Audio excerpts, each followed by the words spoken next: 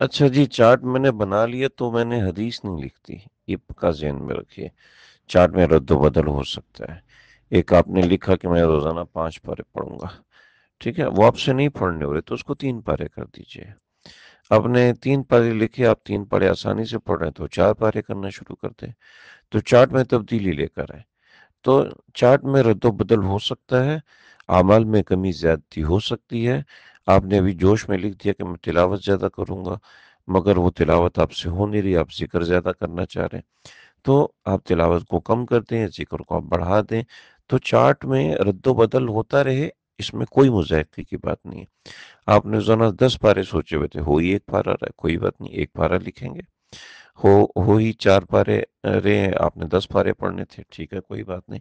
لیکن چارٹ کا مطلب یہ نہیں کہ آپ نے حدیث پڑھ دی ہے اور آپ نے اس حدیث کے مطابق ہی کام کرنا ہے، نہیں۔ ہاں، چارٹ میں جہاں رد و بدل ہوگا، وہ رد و بدل آپ کو دکھائے گا کہ میں کتنا کمزور انسان ہوں اور میں کیا عبادت کرتا ہوں، میں سمجھتا ہوں میں بڑا نیک اور ایسا ویسا ہوں، لیکن چارٹ سامنے آتے تو بالکل ہی بیکار اور ایسا ویسا، یہ آپ کو یاد دہانی کراتا رہے گا۔ تو چارٹ میں جو بنایا ہے تو اس کا مطلب یہ نہیں کہ اپنے 100% ایسے ہی کرنا ہے، اس میں کمی آئے گی، اس میں بڑھاوا آئے گا، اس میں زیادتی بھی ہوگی، اس میں نقصان بھی ہوگا۔ ہو سکتا ہے پہلے دن آپ 0 نمبر لے کر آئیں، لیکن ایسا نہیں ہے کہ آپ پورا مہینہ 0 نمبر لے کر آئیں گے، انشاءاللہ بہتری آئے گی۔ اگر رد و بدل کرنے سے مایوس نہیں ہونا۔